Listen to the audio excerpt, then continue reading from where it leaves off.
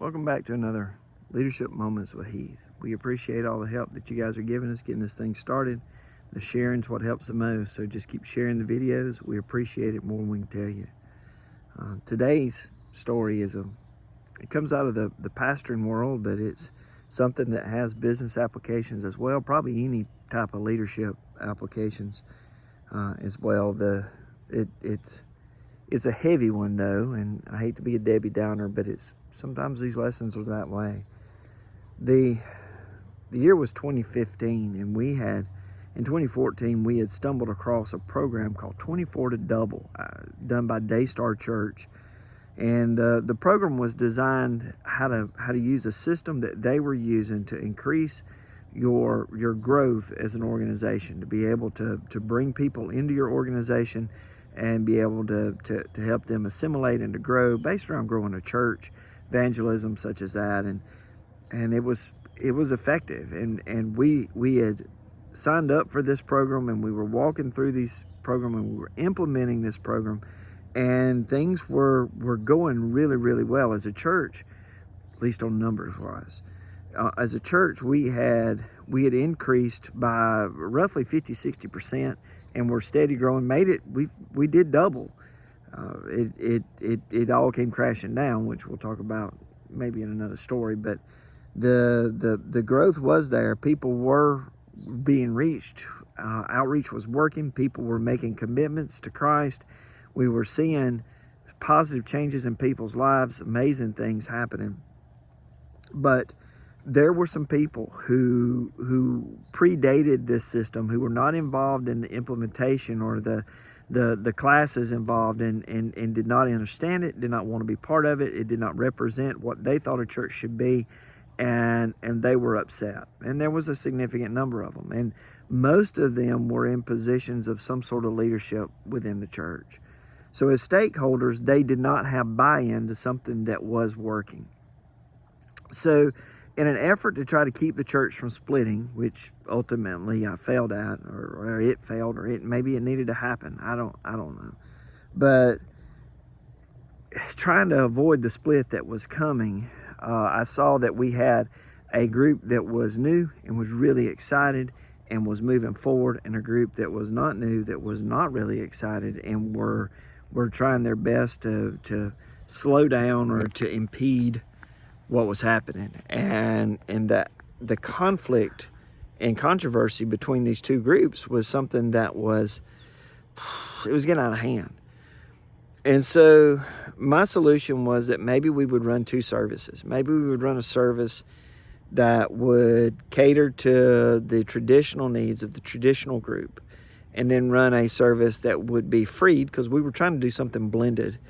Run a service that would be freed of this, and allow them to be able to the new group to be able to just kind of run with whatever it was that they thought needed to happen. And we had put some effort into being sure that was that would work. And so I grabbed all of those traditional leaders, a few of the new leaders, and piled them into a room and said, okay, here's what I'm thinking. And it was my birthday. The year was 2015.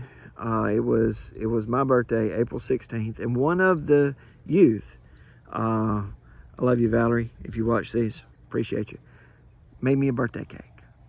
Now, I don't celebrate birthdays very much, but it meant a lot to me that one of not my kids, but one of my kids in the church thought enough of me to celebrate my 38th birthday by baking me a cake. And Valerie was always good at cooking, and I was excited about the cake, and she brought it there to that meeting because her parents were involved as well.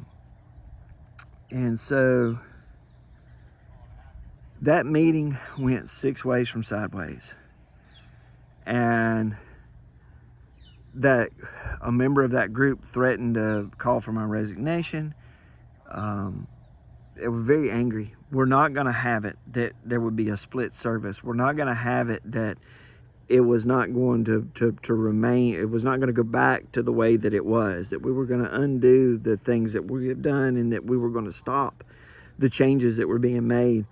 We're not going to have it any other way. And I tried to argue from a point of reason. I tried to argue from a point of results. I tried to, and when I say argue, I don't mean like fight. I mean just make an argument on behalf of from a debating standpoint, not a confrontational standpoint.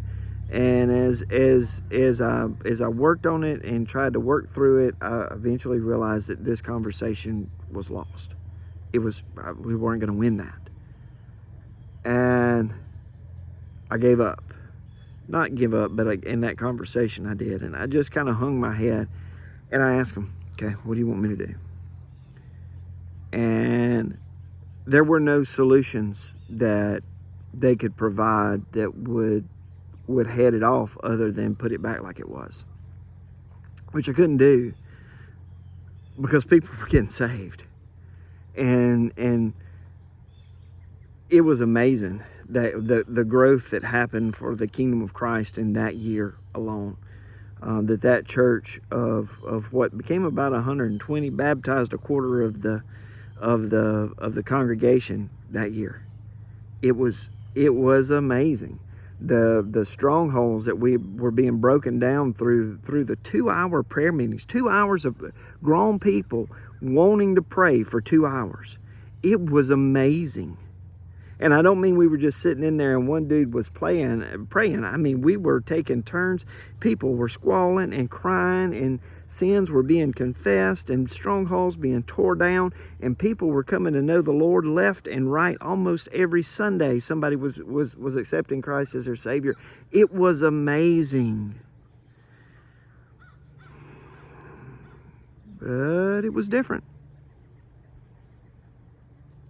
It was different. So after that meeting, that was probably the worst meeting of my adult life. I have never felt so downtrodden and so defeated as I did in that moment. That group of people, some of whom were calling for my resignation, at the end of the meeting, got up and ate my birthday cake.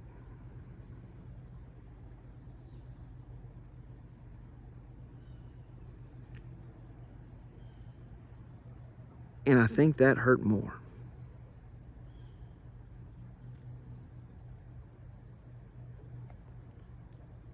As a leader, some days are like that. Some days, it will feel like everyone is against you. And everything is against you. And that no matter what you do, no matter what results you provide, no matter what things go right, that there are people who will believe that it's wrong. And it's in those moments that you have to know why you're doing what you're doing. Thankfully, we don't have to rest solely in the opinion of others for our own validation. We can know the difference between right and wrong, and we can know the difference between whether or not we're being successful, what we're trying to accomplish or not. And if we're not being successful, we need to change our methods, we need to change our attitudes, we need to change our focus, but we need to continue to pursue the things that are moving us toward the goals that we have set in the beginning. It needs to be principled. And if your approach is principled, then you can continue to move forward, even when nobody's with you. Because some days, it'll be like that. But you just could keep continuing forward. So what were the results? Well, oddly enough, we lost almost all of those people who were upset. Not all, but almost all. And we lost almost all of the new people too. And as a church that went through a couple of years of amazing growth, we ended up smaller than when we started. But that smaller group walked through the process of revitalization, relaunched that church under a different name. Amazing things are going to happen there, I know. They're still keeping on. God is still sustaining them, and they're still being a positive impact in that community. That guy who called for my resignation told me to my face that God had told him that he was going to close that church. Well, he hasn't yet.